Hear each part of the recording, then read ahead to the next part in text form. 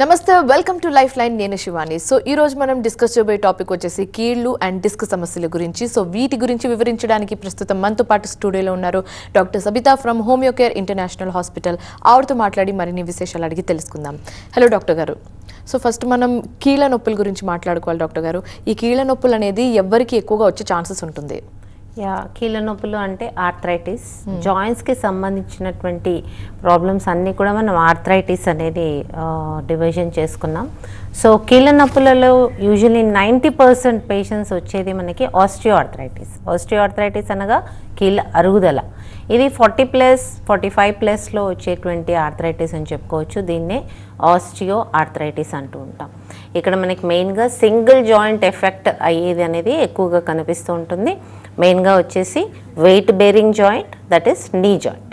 ఇక్కడ osteoarthritis of knee joint అనేది మనకి నాట్ ఓన్లీ 45 ఇయర్స్, ఈ మధ్య కాలంలో మనకి 35 ఇయర్స్లోనే ఇది స్టార్ట్ అవుతూ కనిపిస్తుంది. సో ఆస్టియోఆర్థరైటిస్ ఆఫ్ నీ జాయింట్స్ అనేది గ్రేడ్ 1లో ఉన్నప్పుడే ట్రీట్మెంట్ స్టార్ట్ చేయండి. అది చాలా ఎక్కువగా గ్రేడ్స్ వెళ్ళిపోయినప్పుడు 3rd and 4th గ్రేడ్లో పూర్తిగా డీరేంజ్మెంట్ ఆఫ్ నీ జాయింట్ అవ్వడము, నడవలేకపోవటము అనేది మనకు కనిపించేటువంటి అవకాశం ఉంటుంది. సో ఎర్లీ స్టేజెస్లో స్టార్ట్ చేసుకొని అండర్లైన్ కాజ్ ఏముందో చూసుకొని, రూట్ కాజ్ చూసుకొని ట్రీట్మెంట్ ఇవ్వడం జరుగుతుంది. దాంతోనే మీకు నెక్స్ట్ గ్రేడ్కి వెళ్లకుండా ఉండేటువంటి అవకాశం ఉంటుంది. సో 90% ఆస్టియోఆర్థరైటిస్తో బాధపడుతున్నప్పటికీ మనకి ఇంకొక 10%లో usually rheumatoid arthritis, psoriatic arthritis, అలాగే గౌటీ ఆర్థరైటిస్, ఇలాంటివన్నీ కూడా మనకి 10% అయినప్పటికీ ఈ మధ్య కాలంలో number of patients presenting with gouty arthritis, rheumatoid arthritis, అలాగే కొన్ని సెరో నెగటివ్ ఆర్థరైటిస్ అని చెప్తూ ఉంటాం. So these are all infective arthritis అని చెప్పుకోవచ్చు. ఈ ఇన్ఫెక్టివ్ ఆర్థరైటిస్ మాత్రం సివియారిటీ ఆఫ్ డిజీజ్ అనేది చాలా ఎక్కువగా ఉండేటువంటి అవకాశం ఉంటుంది. రుమటాయిడ్ ఆర్థరైటిస్లో ఎక్కువగా మల్టిపుల్ జాయింట్స్ ఇన్వాల్వ్మెంట్, దాన్ని పాలీ ఆర్థరైల్జియా అంటూ ఉంటాం. సో మల్టిపుల్ జాయింట్ ఇన్వాల్వ్మెంట్ అయినప్పుడు ఫింగర్ జాయింట్స్, అలాగే ఎల్బో జాయింట్స్, వ్రిస్ట్ జాయింట్స్, అలాగే షోల్డర్ జాయింట్స్, ఇవన్నీ కూడా ఎఫెక్ట్ అయ్యేటువంటి అవకాశం ఉంటుంది. డీరేంజ్మెంట్ అంటే నార్మల్గా ఉండేటువంటి జాయింట్ అనేది దాని యొక్క ఫ్లెక్షన్, ఎక్స్టెన్షన్ పూర్తిగా డిస్టర్బ్ అయ్యేటువంటి అవకాశం ఉంటుంది. అంటే వంకర్లు పోవడం అని చెప్తూ ఉంటాం మనం. సో రుమటాయిడ్ ఆర్థరైటిస్లో ఇలా వంకర్లు పోతూ, ఫింగర్ జాయింట్స్లో బంప్స్ ఫామ్ అవుతూ, నాడ్యూల్స్ ఫామ్ అవుతూ ఉంటాయి. సో డిస్ఫిగర్మెంట్, డీరేంజ్మెంట్ రెండూ ఉంటాయి ఇక్కడ ఈ జాయింట్స్లో. సో వాళ్ళు అసలు నార్మల్ యాక్టివిటీ చేసుకోలేకపోవడం అనేది చూస్తూ ఉంటాం. సో రుమటాయిడ్ ఆర్థరైటిస్ కనుక్కున్న వెంటనే దాన్ని అంటే usually ESR levels, CRP levels ఇలాంటివన్నీ చెక్ చేస్తూ ఎంతవరకు ఉంది సివియారిటీ ఆఫ్ ద డిజీజ్ అని చెక్ చేసుకుంటూ ట్రీట్మెంట్ ఇవ్వాల్సినటువంటి అవసరం ఉంటుంది. బికాస్ రుమటాయిడ్ ఆర్థరైటిస్లో not only joints, multiple organ involvement. అంటే ఈ యొక్క జాయింట్సే కాకుండా బికాస్ ఇన్ఫెక్షన్ అనేది మనకి బ్లడ్లో ఉన్నందువలన ఇది హార్ట్కి కూడా ఎఫెక్ట్ అయ్యేటువంటి అవకాశం ఉంటుంది. కొంతమంది కిడ్నీస్ కూడా ఎఫెక్ట్ అయ్యేటువంటి అవకాశం ఉంటుంది. సో రుమటాయిడ్ ఆర్థరైటిస్ అనేది ఏ ఏజ్లో అయినా ఇది బయటపడే అవకాశం ఉంటుంది. కొంతమందికి చిన్నప్పటి నుంచి లేకపోయినప్పటికీ 60+ ఇయర్స్లో కూడా ఇది బయటపడేటువంటి అవకాశం ఉంటుంది. అలాగే ఈ యొక్క ఫింగర్ జాయింట్స్ అనేది కూడా ఎక్కువగా స్వెల్లింగ్ ఉండటం, వాపు కూడా ఎక్కువగా ఉండేటువంటి అవకాశం ఉంటుంది. పొద్దున్న లేచిన వెంటనే 1-2 అవర్స్ వరకు ఇలాంటి పేషెంట్స్ నార్మల్గా వాళ్ళు వర్క్ చేసుకోలేకపోవడం అనేది చాలామందిలో చూస్తూ ఉంటాము. ఇలాంటి కేసెస్ కూడా హోమియోపతిక్ కాన్స్టిట్యూషనల్ ట్రీట్మెంట్తో చాలా కేసెస్లో 90 to 95% ఆఫ్ ద కేసెస్లో ఈ యొక్క సివియారిటీ ఆఫ్ డిజీజ్ తగ్గించడం అనేది జరిగింది, పూర్తిగా తగ్గిపోవడం అనేది కూడా జరిగింది. కొంతమందికి రుమటాయిడ్ ఆర్థరైటిస్ అనేది మైల్డ్ టు సివియర్ కేసెస్ అని చెప్పుకోవచ్చు. కొన్ని చాలా మైల్డ్గా ఉంటాయి, కొన్ని చాలా సివియర్గా ఉండేటువంటి అవకాశం ఉంటుంది. మైల్డ్ కేసెస్లో maybe they are sero negative, అంటే ఆర్ఏ ఫ్యాక్టర్ అనేది కూడా పాజిటివ్ లేకుండా ఆర్ఏ ఫ్యాక్టర్ నెగిటివ్ ఉన్నప్పటికీ ఈఎస్ఆర్ లెవెల్స్ అనేది రేజ్ అవ్వడం, సిఆర్పి లెవెల్స్ అనేది రేజ్ అవ్వడం, ఇవన్నీ కూడా బ్లడ్లో తెలుస్తుంది. బ్లడ్లో ఉన్నటువంటి ఇన్ఫెక్షన్ సివియర్గా అనేది ఉండేటువంటి అవకాశం ఉంది. సో ఎంతవరకు ఉంది సివియారిటీ ఆఫ్ ఇన్ఫెక్షన్ అనేది ఎంతవరకు ఉంది అనేది చూసుకుంటూ మనం ట్రీట్మెంట్ ఇవ్వడం జరుగుతుంది. అలాగే మనకి గౌటీ ఆర్థరైటిస్, ఈ మధ్య కాలంలో గౌటీ ఆర్థరైటిస్ అనేది చాలామందికి డయాగ్నోస్ అవ్వడం జరుగుతుంది. Because of life style habits అని చెప్పుకోవచ్చు, వాళ్ళు తీసుకునేటువంటి ఆహారం అనేది కూడా చెప్పుకోవచ్చు. సో గౌటీ ఆర్థరైటిస్లో మెయిన్గా serum uric acid levels in the blood అనేది పెరిగిపోవటం. ఇప్పుడు ఈ సీరం యూరిక్ యాసిడ్ లెవెల్స్ అనేది పెరిగిపోయినప్పుడు ఈ యొక్క యూరిక్ యాసిడ్ క్రిస్టల్స్ జాయింట్స్లో డిపాజిట్ అవ్వడం అనేది జరుగుతుంది. యూజువల్లీ సింగిల్ జాయింట్ ఎఫెక్ట్ అయ్యేటువంటి అవకాశం ఉంటుంది. యూజువల్లీ ఎక్కువ మటుకు టో జాయింట్స్ అంటే కాళ్ళల్లో ఉన్నటువంటి వేళ్ళల్లో వాపులు ఉండటం అనేది జరిగే అవకాశం ఉంటుంది. ఇక్కడ సివియారిటీ ఆఫ్ పెయిన్ అనేది చాలా తీవ్రంగా ఉండొచ్చు. సో గౌటీ ఆర్థరైటిస్లో serum uric acid levels above 6 ఉన్న వాళ్ళల్లో క్రానిక్ కేసులో అంటే నెంబర్ ఆఫ్ ఇయర్స్ అనేది ఎక్కువగా ఉన్నప్పుడు ఇలాంటి సిమ్టమ్స్ వచ్చేటువంటి అవకాశం ఉంటుంది. చాలా సివియర్గా వాళ్ళు నార్మల్గా నడవలేకపోవటము, నార్మల్గా పని చేసుకోలేకపోవడం అనేది చూస్తూ ఉంటాం. ఇక్కడ సీరం యూరిక్ యాసిడ్ లెవెల్స్ ఎప్పటి నుంచో పెరిగినప్పటికీ సిమ్టమ్స్ అనేది మేబీ క్రానిక్ కేసెస్లో మాత్రమే ఎక్కువగా కనిపించేటువంటి అవకాశం ఉంటుంది. సో రెగ్యులర్గా చెకప్ చేసుకుంటూ సీరం యూరిక్ యాసిడ్ లెవెల్స్ అనేది తగ్గించుకోవడం అనేది చాలా ఇంపార్టెంట్. హోమియోపతి కాన్స్టిట్యూషనల్ ట్రీట్మెంట్ ఇచ్చిన తర్వాత సీరం యూరిక్ యాసిడ్ లెవెల్స్ కూడా పూర్తిగా తగ్గే అవకాశం ఉంటుంది. ఓకే, సో డాక్టర్ గారు ఇప్పుడు కీళ్ళ నొప్పి ఉన్న వాళ్ళకి ఏమైనా ఫుడ్ రిస్ట్రిక్షన్స్ అనేవి ఉంటుందా, లేకపోతే అన్ని ఫుడ్ తినే అవకాశం ఉంటుందా? యూజువల్లీ ఆస్ట్రియో ఆర్థరైటిస్లో అయితే అండర్లయింగ్ కాజ్ వచ్చేసి మనకి వేర్ అండ్ టేర్ అంటే ఎక్కువగా అవి వాడుక వలన వచ్చేటువంటి అవకాశం ఉంటుంది. ట్రామా అంటే ఆ యొక్క జాయింట్కి ఒకవేళ ఏమైనా దెబ్బ తగిలినప్పుడు ఆ యొక్క ఆస్ట్రియో ఆర్థరైటిక్ చేంజెస్ లేదా పెయిన్ అనేది నొప్పి అనేది ఎక్కువగా ఉండేటువంటి అవకాశం ఉంటుంది. సో ఇవి రెండిట్లో కూడా నొప్పి తగ్గించేటువంటి మందులు ఇవ్వడం జరుగుతుంది, వాపు తగ్గించేటువంటి మందులు ఇవ్వడం జరుగుతుంది. అరుగుదలకు గల కారణాలు అండర్లయింగ్ కాజ్ వచ్చేసి మనకి కాల్షియం లెవెల్స్ తక్కువ ఉండడం, విటమిన్ డి లెవెల్స్ తక్కువ ఉండడం అనేది ఎక్కువ మటుకు చూస్తూ ఉంటాము. ఇవి రెండు కరెక్షన్ చేసినప్పటికీ హెరిడిటరీ ఫ్యాక్టర్స్ అనేది చాలా ఇంపార్టెంట్ ప్లే రోల్ చేస్తాయి. ఎప్పుడైతే calcium levels, vitamin D correction చేసినప్పటికీ అరుగుదల అనేది ప్రోగ్రెస్ అంటే ఏజ్ పెరుగుతున్న కొద్దీ ఈ యొక్క అరుగుదల అనేది కూడా పెరిగేటువంటి అవకాశం ఉంటుంది. సో ఇలాంటి కేసెస్లో డైట్ రెస్ట్రిక్షన్స్ ఏమీ ఉండవు. యాజ్ యూజువల్ డైట్ తీసుకుంటున్నప్పటికీ ట్రీట్మెంట్ అనేది చాలా అవసరం. క్రానిక్గా ట్రీట్మెంట్ తీసుకోవాల్సినటువంటి అవసరం. Okay, so long time. Yes, ఆస్ట్రియో ఆర్థరైటిస్లో లాంగ్ టర్మ్ ట్రీట్మెంట్ అనేది చాలా అవసరం. రొమటాయిడ్ ఆర్థరైటిస్లో సిఆర్పి లెవెల్స్ సివియర్గా ఉన్నప్పుడు మాత్రం ఖచ్చితంగా డైట్ రెస్ట్రిక్షన్స్ చెప్తూ ఉంటాము. యూజువల్లీ హై ప్రోటీన్ లెవెల్స్ అని తీసుకుంటే కనుక ఇన్ఫెక్షన్ లెవెల్స్ పెరిగేటువంటి అవకాశం ఉంటుంది.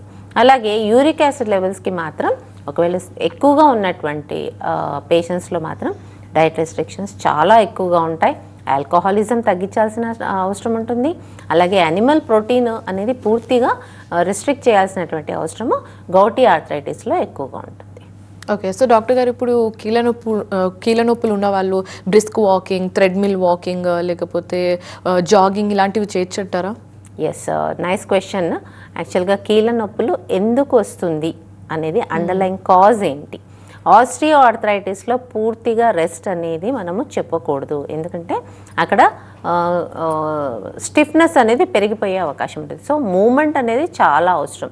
అది చాలా హెవీగా స్పీడ్గా ఉండడం అవసరం లేదు, కానీ నార్మల్ స్లో మూమెంట్స్ అయినప్పటికీ మూమెంట్ అనేది ప్రతి జాయింట్కి, బికాస్ అవి స్టిఫ్నెస్ అనేది పెరగకుండా దాన్ని మనం మూమెంట్ అనేది పెంచుతూనే ఉంటే వాళ్ళు నార్మల్ యాక్టివిటీ చేసుకోగలిగే అవకాశం ఉంటుంది. అలాగే రెండోది వచ్చేసి రుమటాయిడ్ ఆర్థరైటిస్ ఉన్న వాళ్ళు మాత్రం ఎక్సర్సైజ్ అనేది చాలా తగ్గించుకోవాల్సినటువంటి అవసరం ఉంటుంది. ఇక్కడ మనకి ఎంత ఎక్కువగా స్ట్రెయిన్ అవుతుంది, because there is infection level. ఇది ఫీవర్ కండిషన్ అని చెప్పుకోవచ్చు. రుమటాయిడ్ ఆర్థరైటిస్లో ఎప్పుడైతే మనకి ఈఎస్ఆర్ లెవెల్స్ పెరిగిపోతూ ఉంటాయో యూజువల్గా ఫీవర్లో ఉన్నటువంటి కండిషన్ పేషెంట్కి ఉండేటువంటి అవకాశం ఉంది. సో ఎక్కువ స్ట్రెయిన్ అయితే ఎక్కువగా ప్రాబ్లం పెరిగే అవకాశం ఉంటుంది. కాబట్టి సివియారిటీ ఆఫ్ డిజీజ్ బట్టి యూజువల్లీ మైల్డ్ కేసెస్లో normal activity, exercise, day to day యాక్టివిటీలో ఎక్సర్సైజ్ ఇంక్లూడ్ చేయడం జరుగుతుంది. బట్ సివియర్ కేసెస్లో ఈఎస్ఆర్ లెవెల్స్ 50 అబవ్ ఉన్న వాళ్ళలో, సిఆర్పి లెవెల్స్ 50 అబవ్ ఉన్న వాళ్ళలో ఖచ్చితంగా పూర్తిగా రెస్ట్ అనేది అవసరం అనేది చెప్పుకోవచ్చు. ఓకే డాక్టర్ గారు, కీళ్ళ నొప్పులు కాజెస్ చెప్పారు, సిమ్టమ్స్ చెప్పారు, అయితే ట్రీట్మెంట్ ప్రాసెస్ ఏ విధంగా ఉంటుంది? కీళ్ళ నొప్పులకి ఆస్ట్రియో ఆర్థరైటిస్ ఇంతకుముందు చెప్పుకున్నట్టుగా క్రానిక్గా ట్రీట్మెంట్ తీసుకోవాల్సినటువంటి అవసరం ఉంటుంది. ఈ యొక్క డిజీజ్ అనేది ప్రోగ్రెస్ అవ్వడం అనేది చాలామందిలో ఏజ్ పెరుగుతున్న కొద్దీ ఇది ప్రోగ్రెస్ అయిపోతూనే ఉంటుంది. అంటే అరుగుదల అనేది ఇంకెక్కువ అయిపోతూనే ఉంటుంది. అలా కాకుండా ఉండేటట్టుగా మందులు తీసుకోవాలి. అలాగే డే టు డేలో వాళ్ళకి నొప్పి రాకుండా కూడా మందులు ఇవ్వడం జరుగుతుంది. బట్ కాన్స్టిట్యూషనల్ ట్రీట్మెంట్ ఇచ్చిన తర్వాత యూజువల్లీ ఈ యొక్క ఆస్టియోఆర్థరైటిస్లో కేసెస్లో మాత్రమే మనకు 60-70% రిజల్ట్ కనిపిస్తుంది. వేరస్ రుమటాయిడ్ ఆర్థరైటిస్లో మనకి చాలా మందిలో వెరీ ఫ్యూ కేసెస్, అంటే సివియర్ కేసెస్ తప్పితే మిగతా కేసెస్ అన్నిట్లో కూడా పూర్తిగా తగ్గేటువంటి అవకాశం ఉంటుంది. ఇట్ ఈస్ ఓన్లీ కాన్స్టిట్యూషనల్ సిమ్లిమం ఇవ్వడం జరుగుతుంది. ఈ యొక్క కాన్స్టిట్యూషనల్ సిమ్లిమంతో రుమటాయిడ్ ఆర్థరైటిస్ కేసెస్ పూర్తిగా తగ్గిపోయేటువంటి అవకాశం ఉంటుంది. రుమటాయిడ్ ఆర్థరైటిస్ అనేది యంగర్ ఏజ్ గ్రూప్స్లో కూడా ఈ మధ్య కాలంలో ఎక్కువగా కనిపిస్తుంది. ఇది ఏజ్ గ్రూప్లో అయినా కనిపించేటువంటి అవకాశం ఉంటుంది. ఈవెన్ ఇన్ 10 years ఆఫ్ చైల్డ్లో కూడా, అలాగే 60-70 years ఆఫ్ పీపుల్లో కూడా ఫస్ట్ టైం అపియర్ అయ్యే అవకాశం ఉంటుంది. అయితే ఇర్రెస్పెక్టివ్ ఆఫ్ ఏజ్ అంటారు, ఇర్రెస్పెక్టివ్ ఆఫ్ ఏజ్ వచ్చే అవకాశం. సో ఎలాంటి life style and food habits follow అయితే బెస్ట్ అని చెప్తారు? లైఫ్ స్టైల్ గురించి మనం ప్రత్యేకంగా మాట్లాడితే ఎలాంటి లైఫ్ స్టైల్ ఉంటే మంచిదని చెప్తారు? ఎస్, యూజువల్లీ ఈ మధ్య కాలంలో ఆస్టియోఆర్థరైటిస్ కానీ, సర్వైకల్ స్పాండిలోసిస్ కానీ, లంబార్ స్పాండిలోసిస్ కానీ, అంటే ఎలాగైతే మనకు అరుగుదల మోకాళ్ళల్లో వస్తుందో ఈ యొక్క అరుగుదల మనకి సర్వైకల్ స్పైన్లో, లంబార్ స్పైన్లో కూడా ఈ మధ్య కాలంలో ఎక్కువగా కనిపిస్తుంది. సో సర్వైకల్ స్పైన్లో అయితే ఈ మధ్య ఉన్నటువంటి కంప్యూటర్ ప్రొఫెషనల్స్, సాఫ్ట్వేర్స్కి usually 12 or 14 hours in front of system, అంటే వాళ్ళకి ల్యాప్టాప్ కానివ్వండి, సిస్టమ్ కానివ్వండి, వాళ్ళు 12 to 14 hours అనేది ఇక్కడ కూర్చోవడం జరుగుతుంది. దానివల్ల wear and tear of cervical spine, ఇక్కడ మనకి wear and tear of cervical spine జరిగినప్పుడు ఈ నార్మల్ కర్వేచర్ ఏదైతే ఉంటుందో అది డిస్టర్బ్ అయ్యే అవకాశం ఉంటుంది, స్పాజమ్ డెవలప్ అయ్యే అవకాశం ఉంటుంది, యూజువలీ సర్వైకల్ స్పాండిలోసిస్ డెవలప్ అయ్యే అవకాశం ఉంటుంది. సో ఇలాంటి వాళ్ళలో పోస్చర్ ఫెయిల్యూర్ అని చెప్పుకోవచ్చు. సో వాళ్ళు పోస్చర్ వల్ల వచ్చినటువంటి ప్రాబ్లం అయినప్పటికీ ఒకవేళ కాల్షియం డెఫిషియన్సీ కానీ, వైటమిన్ డి డెఫిషియన్సీ కానీ ఉన్నట్టయితే కనుక పర్మనెంట్ చేంజెస్ వచ్చేటువంటి అవకాశం ఉంది. సో అలా రాకుండా ఉండడానికి మొదటి నుంచి కూడా వాళ్ళు తీసుకునేటువంటి ఆహారంలో ఖచ్చితంగా కాల్షియం రిచ్ ఫుడ్స్ తీసుకోవాలి. విటమిన్ డి డెఫిషియన్సీ అనేది ఈ మధ్యకాలంలో 90% పేషెంట్స్లో ఉంటుంది. సో ఆ యొక్క డెఫిషియన్సీ ఉండకుండా వాళ్ళు తీసుకునేటువంటి ఆహారంలో కూడా విటమిన్ డి ఉండేటట్టుగా, అలాగే వాళ్ళు సన్ ఎక్స్పోజర్కి కూడా ఉండాల్సినటువంటి అవసరం ఎంతైనా ఉంది. అలాగే రుమటాయిడ్ ఆర్థరైటిస్ కేసెస్ చూసినట్టయితే కనుక every case it is different. అంటే మనకి ఆర్ఏ ఫ్యాక్టర్ ఎక్కువగా ఉండటం వల్ల ఇన్ఫెక్షన్ రావటము, లేదా హెరిడిటరీ ఫ్యాక్టర్ వల్ల ఇన్ఫెక్షన్ రావటము, వేరేస్ వాళ్ళ స్ట్రెస్ ఫ్యాక్టర్స్ వల్ల our immunity, because it is an auto immune disorder. అంటే రుమటాయిడ్ ఆర్థరైటిస్ అనేది ఆటో ఇమ్యూన్ డిసార్డర్ కనుక వాళ్ళ ఇమ్యూన్ సిస్టము వీక్గా ఉండడం వల్ల రాంగ్గా రెస్పాండ్ అవ్వడం అనేది జరుగుతుంది. సో ఇక్కడ మనకి ఇన్ఫెక్షన్ కానీ, స్పాజమ్ కానీ, అలాగే వాపు, ఇవన్నీ కూడా తగ్గడానికి మందులు ఇవ్వడం జరుగుతుంది. సో ప్రతి ఒక్క కేసుకి డిఫరెంట్గా ఉండేటువంటి అవకాశం ఉంటుంది. కొంతమందికి ఏ ఆహారం తీసుకున్నా ఇన్ఫెక్షన్ కానీ, నొప్పి కానీ పెరిగేటువంటి అవకాశం ఉండదు. అలాగే కొంతమందికి ప్రోటీన్ ఫుడ్ ఎక్కువగా తీసుకోవడం వల్ల కానివ్వండి, కొన్ని ఫుడ్స్ తీసుకోవడం వల్ల కానివ్వండి, పెయిన్ అనేది పెరిగేటువంటి అవకాశం ఉంటుంది. సో అలా ఈచ్ అండ్ ఎవ్రీ కేస్ చూసుకుంటూ వాళ్ళకి ట్రీట్మెంట్ ఆర్ డైట్ రెస్ట్రిక్షన్స్ అనేది చెప్పడం జరుగుతుంది. సో డాక్టర్ గారు చాలా మంది చెప్తూ ఉంటారు, డిస్క్ ప్రాబ్లం ఉంది, చాలా సఫర్ అవుతున్నాము, ఎన్ని మెడిసిన్స్ తీసుకుంటున్నా తగ్గట్లేదు అని చెప్తూ ఉంటారు. సో మెయిన్లీ డిస్క్ ప్రాబ్లం అనేది ఏంటి, ఎవరెవరికి ఎక్కువగా వచ్చే ఛాన్సెస్ ఉంటుంది? ఎస్, ఇంతకుముందు మనం చెప్పుకున్నట్టు సర్వైకల్ స్పాండిలోసిస్, లంబార్ స్పాండిలోసిస్ అన్నీ కూడా మనకి డిస్క్ ప్రాబ్లమ్స్ అని చెప్పుకోవచ్చు. ఇక్కడ మనకి లంబార్ స్పైన్లో ఉన్నటువంటి డిస్క్ చేంజెస్, ఇక్కడ మనకి ఏదైతే లంబార్ వర్టిబ్రే ఉంటుందో ఒక వర్టిబ్రే నుంచి ఇంకో వర్టిబ్రేకి మధ్యలో ఉన్నటువంటి స్పేస్ కాంప్రమైజ్ అవుతుంది due to maybe calcium deficiency, vitamin D deficiency, లేదా వేర్ అండ్ టేర్ అంటే ఎక్కువగా వాళ్ళు తీసుకున్నటువంటి professionals usually heavy vehicle drivers, అంటే ఆర్టీసీ డ్రైవర్స్ కానివ్వండి, లేదా లారీ డ్రైవర్స్ కానివ్వండి, లేదా యూజువల్లీ నార్మల్ ఇండివిజువల్స్ కూడా లాంగ్ వేలో డ్రైవ్ చేసే వాళ్ళలో, కార్ డ్రైవింగ్ చేసినా కానీ, లేదా అవర్స్ టుగెదర్ ఒకటే పొజిషన్లో కూర్చొని ఉండే వాళ్ళలో, మేబీ సాఫ్ట్వేర్ ప్రొఫెషనల్స్ అవనివ్వండి, any professional sitting in the same position for 12 to 14 hours. Even ఈ మధ్యకాలంలో టీచర్స్లో కూడా ఇదే కనిపిస్తోంది. సో ఇవన్నీ కూడా మనకి లంబార్ స్పాండిలోసిస్ అనేది డెవలప్ అయ్యే అవకాశం ఉంది. ఇక్కడ మనకి డిస్క్ ప్రొలాప్స్ అవ్వటం లేదా బల్జెస్, యూజువలీ మైల్డ్ బల్జెస్ అనేది స్టార్టింగ్ స్టేజ్ అయినప్పటికీ బల్జెస్ అనేది సివియర్గా ఉండే అవకాశం ఉంటుంది. అలాగే హర్నియేషన్, ప్రొలాప్స్ ఇలాంటివన్నీ కూడా, అలాగే టేర్, ఈ 4 కేసెస్ తీసుకున్నట్టయితే కనుక ఈ 4గిట్లో కూడా సివియారిటీ ఆఫ్ పెయిన్ అనేది చాలా ఎక్కువగా ఉండే అవకాశం ఉంటుంది. So mild disc bulge appear అయిన వెంటనే ట్రీట్మెంట్ అనేది స్టార్ట్ చేయండి. బికాస్ ఒకవేళ ఈ డిస్క్ బల్జ్ని మీరు నెగ్లెక్ట్ చేసినట్టయితే కనుక నెక్స్ట్ టేర్లు అయ్యే అవకాశం ఉంటుంది. ఎందుకంటే ఖచ్చితంగా అక్కడ ప్రెషర్ అనేది ఎక్కువ అయ్యే అవకాశం ఉంటుంది. స్పాజమ్ డెవలప్ అయిన తర్వాత కూడా మూమెంట్ చేసినట్టయితే కనుక టేర్లు హర్నియేషన్ అయ్యేటువంటి అవకాశం ఉంటుంది. సో ట్రీట్మెంట్ అనేది ఎంత ఎర్లీగా స్టార్ట్ చేస్తే అంత ఎర్లీగా మీకు రెస్పాన్స్ వచ్చేటువంటి అవకాశం ఉంటుంది. యూజువలీ హర్నియేషన్ ప్రొలాప్స్లో సర్జరీలు చెప్తూ ఉంటారు, టేర్లో కూడా సర్జరీలు చెప్తూ ఉంటారు. బట్ సర్జరీ లేకుండానే హోమియోకేర్ ఇంటర్నేషనల్లో పూర్తిగా తగ్గేటువంటి అవకాశం ఉంటుంది. కొంచెం టైం ఎక్కువ తీసుకుంటుంది, బట్ ఓన్లీ విత్ మెడిసిన్స్ ఈ యొక్క ప్రొలాప్స్ కానివ్వండి ఈవెన్ టేర్లో కూడా మన ట్రీట్మెంట్ తీసుకున్న తర్వాత వితిన్ 6 months నార్మల్ యాక్టివిటీ చేసుకోవడం అనేది పేషెంట్స్లో చూస్తూ ఉన్నాం. ఓకే, సో డాక్టర్ గారు ఇప్పుడు ఈ డిస్క్ బల్జ్ అనేది డిస్క్ ప్రాబ్లమ్స్ మీద చాలామంది మెడికేషన్ ఫాలో అవుతూ ఉంటారు. But the thing is medication మధ్యలోనే ఆపేస్తారు, ఎందుకంటే రిజల్ట్స్ లేదని, ప్రాబ్లమ్ సాల్వ్ అవ్వట్లేదని. సో హోమియోపతిలో రిజల్ట్స్ ఏ విధంగా ఉంటుంది, ఎన్ని రోజుల్లో మనం ఆ పాజిటివిటీని ఎక్స్పెక్ట్ చేయొచ్చు అంటారు? Yes, exactly. ఇక్కడ మనకి చేంజెస్ అనేది చాలా ఎక్కువగా జరిగింది. అంటే నార్మల్గా ఉన్నటువంటి వర్టిబ్రేలో స్పేస్ అనేది కాంప్రమైజ్ అయింది. అక్కడ ఉన్నటువంటి డిస్క్ బల్జెస్ వల్ల నర్వ్ కంప్రెషన్ అవుతుంది. సో ఫస్ట్ మీకు షియాటికా ప్రాబ్లం అనేది డెవలప్ అవుతుందంటేనే అక్కడ నర్వ్ కంప్రెస్ అవుతుంది అనేది క్లియర్ కట్గా పిక్చర్ వచ్చేసింది. సో ఈ నర్వ్ కంప్రెషన్ ఫస్ట్ తగ్గిస్తాం. Any sciatica, right sciatica, left sciatica, సివియర్గా ఉన్న షియాటికాలో కూడా మన మెడిసిన్స్ తీసుకున్న తర్వాత, హోమియోకేర్ ఇంటర్నేషనల్ మెడిసిన్స్ తీసుకున్న తర్వాత within 2 to 3 months you can see the change. 2 to 3 months మీరు కొంచెం రెస్ట్ ఇవ్వాల్సినటువంటి అవసరం ఉంటుంది. ఆ రెస్ట్తో పాటు షియాటికా తగ్గిపోవడం, ఆ తర్వాత నెమ్మదిగా పెయిన్ కూడా తగ్గిపోవడం అనేది జరుగుతుంది.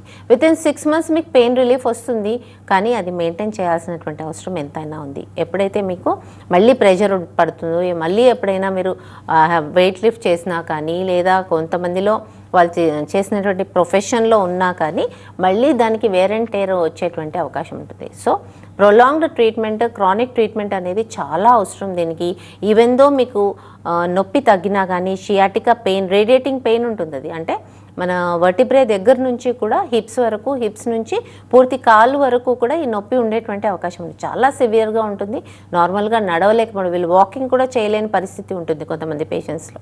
సో అలాంటి పెయిన్ని మనము వితిన్ 3 months మీకు రిజల్ట్ చూపిస్తున్నప్పుడు without pain killers, normal safe side medicines of homeocare international ఖచ్చితంగా దాన్ని మెయింటైన్ చేయాల్సినటువంటి అవసరం ఉంటుంది. దానికి ప్రోస్ అండ్ కాన్స్, అంటే ఇది చేయకూడదు, చేయొచ్చు అనేది ప్రతి పేషెంట్కి డిఫర్ అయ్యే అవకాశం ఉంటుంది. సో ఆ కేస్ని బట్టి మేము ఎక్స్ప్లెయిన్ చేయడం జరుగుతుంది. బట్ షియాటికా, హర్నియేషన్ ఇవన్నీ కూడా విత్ మెడిసిన్స్ తగ్గిపోయేటువంటి అవకాశం. ఓకే, సో డాక్టర్ గారు ఇప్పుడు బ్యాక్ పెయిన్ ఉన్నా, సియాటికా ఉన్నా పడుకునేటప్పుడు చాలా ఇబ్బందిగా ఉంటుందన్నమాట. సో పడుకునేటప్పుడు ఎలాంటి పొజిషన్ ఫాలో అయితే బెస్ట్, అండ్ అలాగే సిట్టింగ్ పొజిషన్ కూడా ఏ విధంగా ఉంటే బెస్ట్ అని మీరు చెప్తారు? Yes, exactly. ఇది చాలా ఇంపార్టెంట్. సో ఒక కేసు మనకు వచ్చిన తర్వాత వీళ్ళకి పోస్చర్ అనేది కరెక్ట్గా ఉండాల్సినటువంటి అవసరం ఉంటుంది కనుక usually belt, lumbar sacral belt అనేది సివియర్ కేసెస్లో మనం సజెస్ట్ చేస్తూ ఉంటాము. అలాగే వాళ్ళు కూర్చున్నటువంటి స్పేస్లో కూడా ఖచ్చితంగా లంబార్ రెస్ట్ అని చెప్తూ ఉంటాం. అంటే వెనక ఉన్నటువంటి స్పైన్కి ఖచ్చితంగా ఒక రెస్ట్ పొజిషన్లో తీసుకురావాల్సినటువంటి అవసరం ఉంటుంది. ఈవెన్ లైన్ డౌన్ పొజిషన్లో కూడా వాళ్ళు యూజ్ చేసేటువంటి కాట్స్ అనేది మనము యూజ్ చేయకుండా హార్డ్ సర్ఫేస్ యూజ్ చేయాల్సినటువంటి అవసరం అనేది చెప్తాము. యూజువలీ ఒక్కొక్క కేసుకి డిఫరెంట్గా మనం చెప్పడం జరుగుతుంది. సో ఎలాంటి పొజిషన్లో పడుకోవాల్సిన అవసరం ఉంది అనేది ఈచ్ అండ్ ఎవ్రీ కేసుకి డిఫర్ అయ్యే అవకాశం ఉంటుంది. బికాస్ ఒబీస్ పీపుల్లో కొంచెం ప్రాబ్లం ఎక్కువగా ఉండే అవకాశం ఉంటుంది. వేరే పేషెంట్స్లో సింపుల్ రెస్ట్ అండ్ మెడిసిన్స్ సరిపోతుంది. అలాగే షియాటికా ఎక్కువ ఉన్న వాళ్ళలో ఫస్ట్ 2 to 3 months ఖచ్చితంగా రెస్ట్ అనేది చాలా అవసరము. విత్ రెస్ట్ మెడికేషన్ పూర్తిగా తగ్గేటువంటి అవకాశం. ఓకే, సో డాక్టర్ గారు ఇప్పుడు ఈ సియాటికా కానివ్వచ్చు, లేకపోతే బ్యాక్ పెయిన్ కానివ్వచ్చు, ఇవన్నీ తగ్గాలంటే స్ట్రెచెస్ కూడా ఇంపార్టెంట్ అని చెప్తూ ఉంటారు డాక్టర్స్ కూడా. ఇంట్లో ఉన్నప్పుడు స్ట్రెచెస్ చేయండి, అది యూస్ఫుల్ అవుతుందని చెప్తూ ఉంటారు. సో ఎలాంటి స్ట్రెచెస్ చేస్తే మంచిదని మీరు చెప్తారు? It is lumbar strengthening exercises. అంటే ఇక్కడ మనకి లంబార్ రీజన్లో ఉన్నటువంటి డిస్క్ స్పేస్ కాంప్రమైజ్ ఏదైతే ఉందో అది దానికి అగెయిన్స్ట్గా మనం చేయాల్సినటువంటి అవసరం ఉంటుంది. సో ఎలాంటి పేషెంట్స్కి ఎంతవరకు ఎక్సర్సైజ్ చెప్పాలి, ఏ టైంలో చేయాలి ఈ ఎక్సర్సైజ్ అనేది కూడా మా దగ్గర ఎక్స్ప్లెయిన్ చేయడం జరుగుతుంది. ఫస్ట్ 2 months ఖచ్చితంగా స్పాజమ్ ఉంటుంది. అంటే స్పాజమ్ అంటే అక్కడ ఉన్నటువంటి చుట్టూ ఉన్నటువంటి మజిల్ రీజన్ అంతా కూడా వాపుకు గురయ్యేటువంటి అవకాశం ఉంటుంది. దానివల్ల ఆ స్పాజమ్ అంతా తగ్గడం, ఆ నొప్పి అంతా తగ్గిన తర్వాత 2 months తర్వాత మెల్లిగా ఎక్సర్సైజెస్ అనేది చెప్తాము. యూజువలీ అవాయిడ్ ఫార్వర్డ్ బెండింగ్ అని చెప్తూ ఉంటామండి. ఫార్వర్డ్ బెండింగ్లో మళ్ళీ నర్వ్ కంప్రెషన్ అయ్యేటువంటి అవకాశం ఎక్కువగా ఉంటుంది. సో ఫార్వర్డ్ బెండింగ్ అవాయిడ్ చేస్తూ లంబార్ స్ట్రెంథనింగ్ ఎక్సర్సైజెస్ చేసినట్టయితే కనుక మీకు క్రానిక్గా మళ్ళీ రిపీట్ కాకుండా ఉండేటువంటి అవకాశం ఎక్కువగా ఉంటుంది. సో ఎన్ని కేసెస్ ఎలాంటి ఎక్సర్సైజెస్ చేయాలనేది కూడా మా దగ్గర ట్రైనింగ్ ఇవ్వడం జరుగుతుంది, కౌన్సిలింగ్ ఇవ్వడం జరుగుతుంది. అలాగే వాళ్ళు తీసుకునేటువంటి ఆహారంలో కూడా ఏ పేషెంట్కి దేనివల్ల వచ్చింది అనేది కరెక్ట్గా డయాగ్నోస్ చేసి ఆ ప్రకారంగానే ట్రీట్మెంట్ కానివ్వండి, లేదా డైట్ రెస్ట్రిక్షన్స్ కానివ్వండి, లేదా ఎక్సర్సైజ్ రెస్ట్రిక్షన్స్ కూడా చెప్పడం జరుగుతుంది. ఓకే, సో డాక్టర్ గారు కీళ్ళ నొప్పుల గురించి అండ్ అలాగే డిస్క్ ప్రాబ్లమ్స్ గురించి వివరించినందుకు థ్యాంక్ యూ సో మచ్ అండి. సో ఇది ఇవాల్టి లైఫ్ లైన్. మరో లైఫ్ లైన్తో మళ్ళీ కలుద్దాం. చూస్తూనే ఉండండి TV9.